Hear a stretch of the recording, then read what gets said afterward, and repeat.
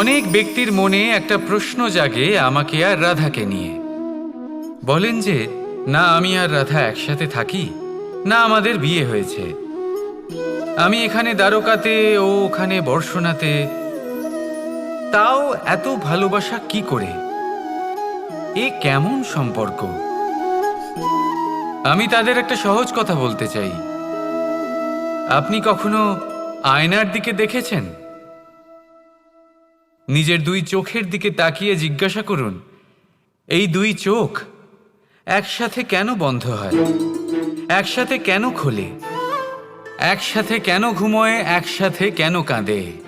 আজীবন কোনো এক মানুষের সাথে সম্পর্ক রাখা অবশ্যই সম্ভব, তাদের সাথে দেখা না করে।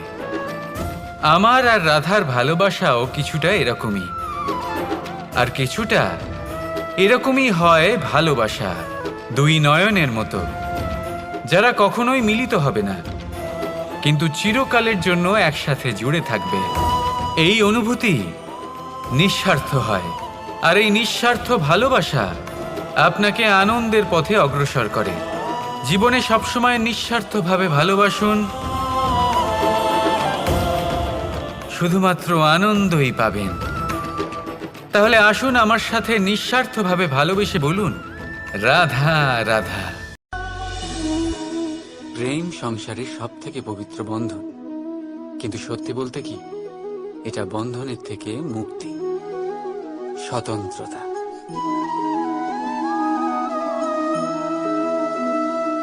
বুঝলেন না? বোঝাচ্ছি বোঝাচ্ছি। যদি কেউ আপনার প্রেম অস্বীকার করে, যদি কেউ আপনার প্রেম বুঝতেই না পারে, তাহলে কি হবে? কেউ উদাস হয়ে যাবে, কেউ কেউ ছলনা করে প্রেম পেতে চাইবে, আর কেউ বল প্রয়োগ করে প্রেমের ওপর অধিকার ফলাতে চাইবে। কিন্তু এটা আবশ্যক নয় যাকে আপনি ভালোবাসবেন সেও আপনাকে ভালোবাসবে, কারণ প্রেম কোনো বস্তু নয়, না রাজ্য না ধন যেটা আপনি বল প্রয়োগ করে নিজের বশে আনবেন। প্রেম হলো সেই শক্তি যেটা আপনার সমস্ত বন্ধন খুলে দিতে পারে, কিন্তু নিজে কোনো বন্ধনে আটকা পড়ে না। তাই যাকেই আপনি ভালোবাসেন তাকে স্বতন্ত্র ছেড়ে দিন, কারণ স্বতন্ত্রতাই সেই গুণ যা প্রত্যেক প্রাণীর সবচেয়ে প্রিয়। প্রেম যদি সত্যি হয় তাহলে সে অবশ্যই বুঝতে পারে। ততদিন নিঃস্বার্থভাবে প্রেম করে যায়, একদিন দ্বার খুলে যায়, আর প্রেম প্রবেশ করবেই, আর মন সুপ্রসন্ন হয়ে বলবে, রাধা রাধা। কখনো কখনো আপনার মনে এই প্রশ্ন নিশ্চয়ই আসে যে এই প্রেম কি, কিভাবে বোঝা যায় এই প্রেম?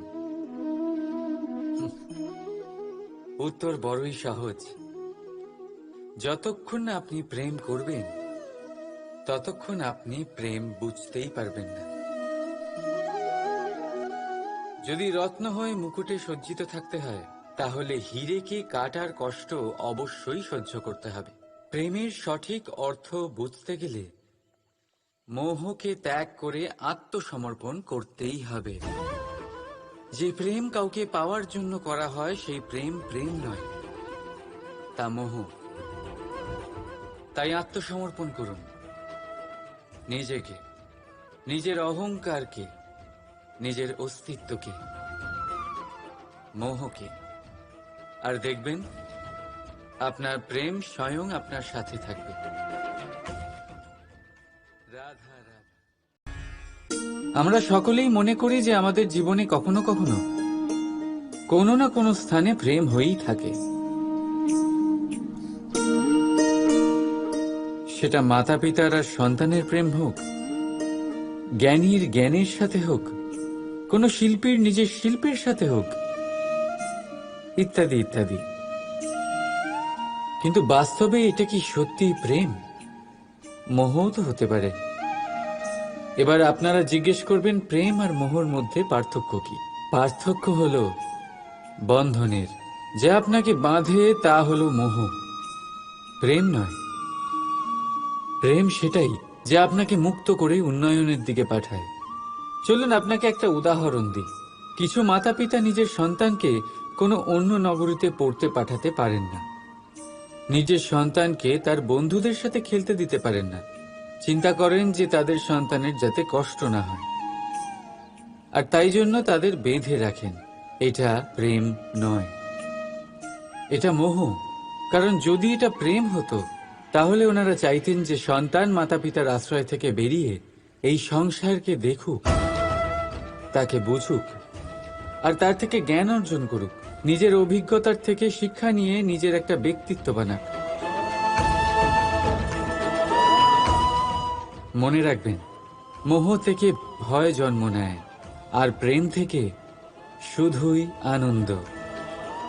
সেই কারণে বাঁধবেন না, মুক্ত করুন, কারণ এটাই প্রেম।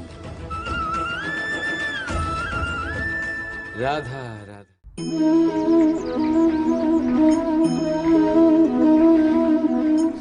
এই কলসিটা দেখছেন আপনারা, এতে জল রাখা হয়। জল যাতে শুদ্ধ থাকে, শীতল থাকে, জল যা তৃষ্ণা মেটায়। কিন্তু ভাবুন, যদি এই কলসির মাটি ঠিক না হয়, যদি একে ঠিক মতন মাখা না হয়, আকার দিয়ে একে ঠিক করে আগুনে যদি পোড়ানো না হয়, তাহলে কি হবে?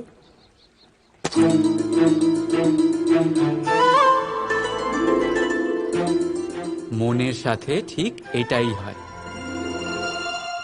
কারণ যদি প্রেম এই জল হয়, তাহলে কলসি হলো মন। মন রূপী পাত্রে যদি বিশ্বাসের মাটি না থাকে, যদি সেই মাটি অশ্রুতে না ভেজানো হয়, সময়রূপী কুমোর যদি তাকে আকার না দিয়ে থাকে, আর চরম পরীক্ষার আগুনে তা পোড়ানো না হয়, তাহলে প্রেম মনে থাকতে পারে না। যদি এই প্রেমকে পেতে হয়, তাহলে হৃদয়কে বশ করতে হবে, আর মন থেকে বলতে হবে রাধা